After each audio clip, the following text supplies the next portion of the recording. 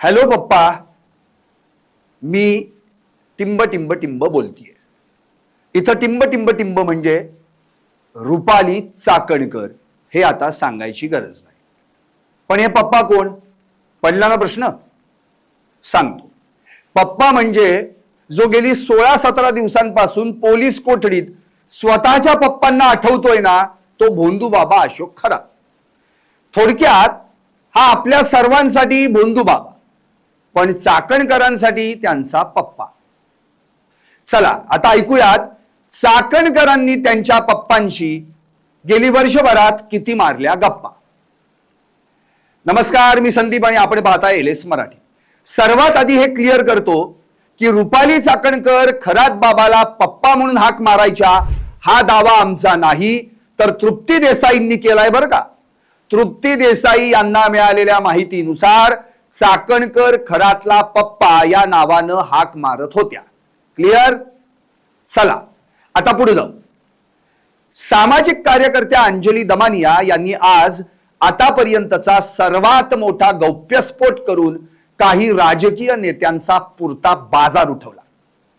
कोण कोण या खरातच्या संपर्कात होतं आणि कोण कोण त्याच्याशी नियमितपणे फोनवरून बोलत होतं याची कॉल हिस्ट्रीच महाराष्ट्राच्या जनतेसमोर मांडली. चला आधी कोणकोणती नेते मंडळी या बाबाशी फोनवरून बोलायची त्यांची नावं जाणून घेऊ. पहिलं नाव अर्थात रुपाली चाकणकर. दुसरं नाव आश्चर्यचकित करणार, चाकणकरांची सख्खी बहीण आणि सख्ख्या जाऊबाई प्रतिभा चाकणकर. तिसरं नाव, हे नाव ऐकून तर धक्काच बसणार राव, उपमुख्यमंत्री एकनाथ शिंदे. चौथं नाव ऐकल्यावर तुम्हीच म्हणाल वाटलंच होतं, चंद्रकांत दादा पाटील. पाचवं नाव ओळखा भाऊ, मला वाटलंच हे नाव तुम्ही अगदी बरोबर सांगणार, सुनील तटकरे. सहावं नाव कसं शक्य असं नाव सांगितल्यावर अजिबात म्हणायचं नाही बरं का, आशिष शेलार. सातवं नाव दीपक, गेस करा, दीपक केसरकर.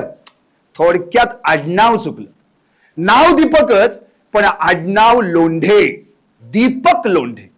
अर्थात माजी शिक्षण मंत्री दीपक केसरकरांची जवळची व्यक्ती. आता पाहूयात खरात बाबाला कुणी कुणी किती किती वेळा कॉल केले, खरात बाबा आणि कुणाकुणामध्ये किती वेळा झाले कॉल.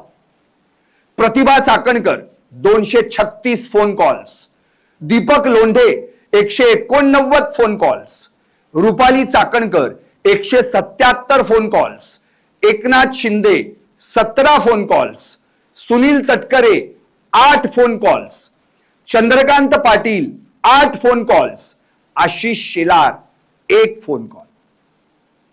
आता या 7 नावांमध्ये प्रतिभा चाकणकर आणि खरात बाबा यांच्यात सर्वाधिक म्हणजे 236 फोन कॉल्स झाल्याचं दिसून येत असलं तरी खरात बाबा सोबत सर्वाधिक वेळ बोलण्यात पहिला क्रमांक कुणाचा लागत असेल माहितीये?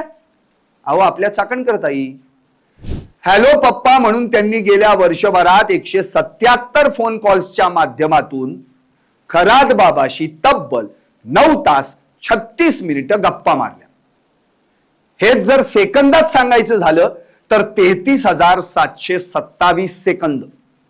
दुसरा क्रमांक लागतो तो दीपक केसरकरांचे निकटवर्तीय दीपक लोंढे यांचा, 189 फोन कॉल्स. सेकंदात सांगायचं झालं तर 30,579 सेकंद.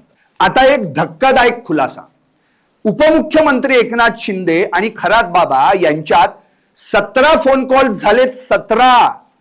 त्यातले इनकमिंग 10 आणि आउट गोईंग 7.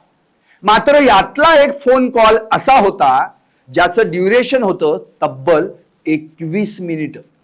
आता भोंदूबाबा अशोक खरात आणि राज्याचे उपमुख्यमंत्री एकनाथ शिंदे यांच्यात 21 मिनिट काय चर्चा झाली हा प्रश्न साऱ्या महाराष्ट्राला पडलाय.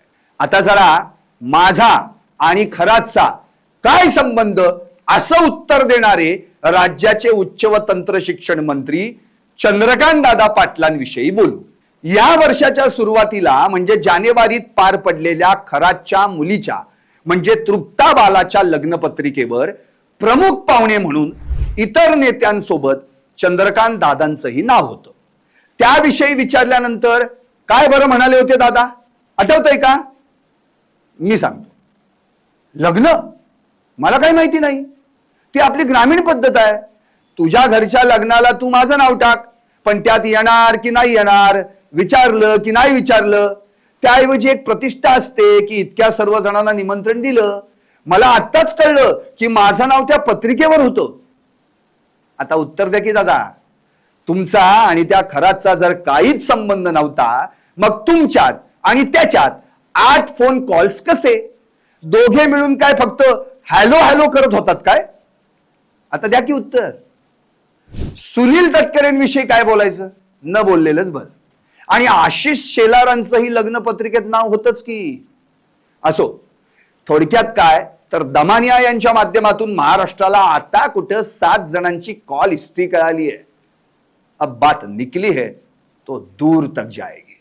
पाहत रहा LS मराठी.